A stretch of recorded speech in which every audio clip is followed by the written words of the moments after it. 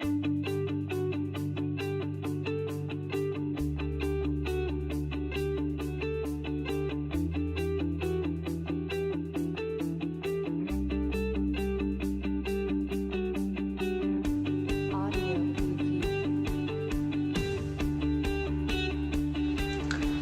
and welcome back to Crash Course 2.0, which we totally did not copy for the purposes of our English project at school.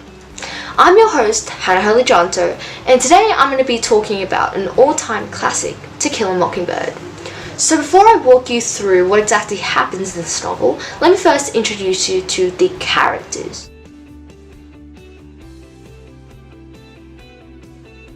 So first we have Scout Finch, one of the main characters in the novel, whose journey to maturity will be told throughout the novel. We have her brother Jem, who also took part in the siblings' journey to maturity. We have Dill Harris, Scout and Jem Finch's childhood friend, who visits often. We have Atticus Finch, the siblings' father, who is a lawyer defending Tom Robinson. So we have Aunt Alexandra, Atticus' sister, who is both a lady and a nightmare to Scout. Calpurnia, who is the Finch's family cook. She is also a black woman. Next we have the Yules. These people are the family who live in the dumps of Macomb. They are the ones who accused Tom Robinson of rape.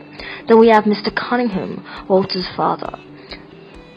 We have Hecate, Macomb's sheriff, and next up we have Boo Radley, the mystery man of Macomb, whose identity is actually unknown.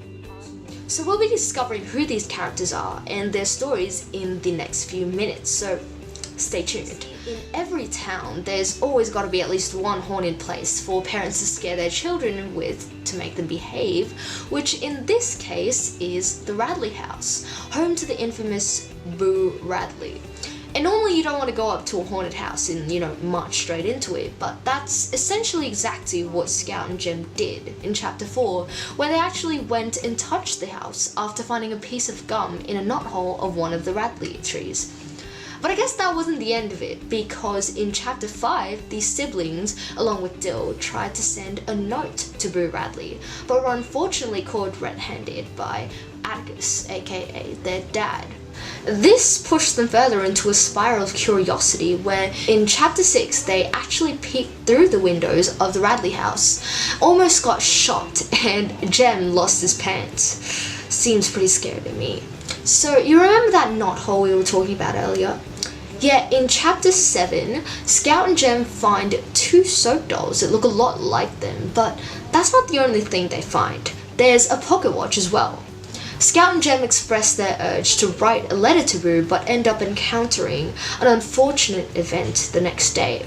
Nathan Radley plugging their beloved knothole with cement.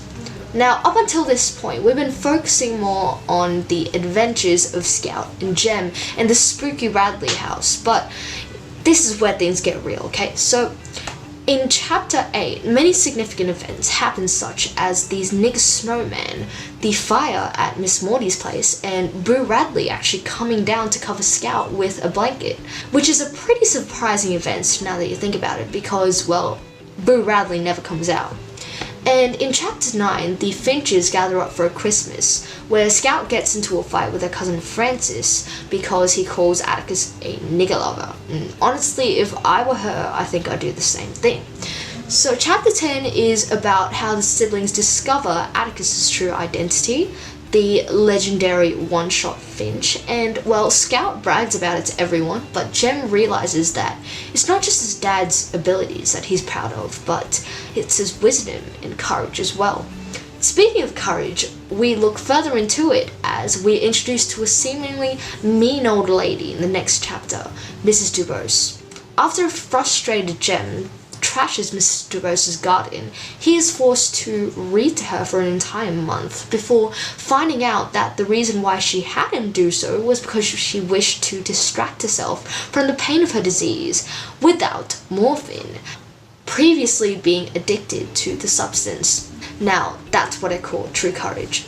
Let's just move on to the next part of this novel, where we see the siblings slowly growing into more mature human beings. Yay! So, chapter 12 is about Jem's puberty and the first purchase, Black Church.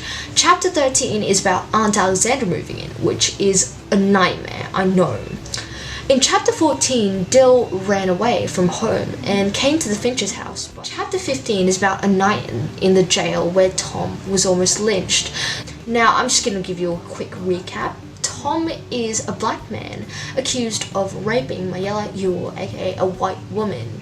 And this guy was the guy that Atticus was appointed to defend.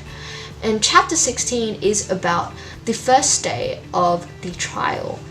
Chapter 17 is Hecate pressuring Tom, and Bob Ewell's fake testimony, which, honestly, everyone thought was utter bull. Oh, and by the way, in this chapter, Atticus completely roasted Bob Ewell. He questioned, cross-checked him, and, everything else the lawyer's supposed to do. So chapter 18 is about Mayella's fake testimony and Atticus totally questioning it. In chapter 19, we finally get to hear what Tom wants to say with his testimony and the revelation of him being crippled. So we can already see where this is going, yeah. So chapter 20 is about Atticus's final speech to the jury, begging them to see reason and begging them to tell the truth. Chapter 21 is about Tom's verdict, where he was pronounced guilty. And chapter 22 is about Bob Ewell's threats towards Atticus, and him basically, losing his mind. Chapter 23 is about Jem and Scout, who start to see the bleak reality of Maycomb, where, they thought that Maycomb was innocent and just, but they finally realized that's not the case. And chapter 24 is about these hypocritical ladies who show love towards the Marooners, but talk badly about the blacks in their own town. And in this chapter we see that being a lady doesn't just mean being pretty and smelling great, it's also about being strong. And unfortunately in this chapter we see that Tom Robinson gets killed. Chapter 25 is about Jem and Dill describing what happened when Atticus told Helen of her husband's death, and going to the next chapter where we see Mrs. Gates' hypocrisy with Hitler and the Jews and, Jem's outrage in general. Chapter 27 is about the Halloween pageant, and 28 is about how Jem and Scout came back from the pageant and was suddenly attacked by Bob and someone helped them.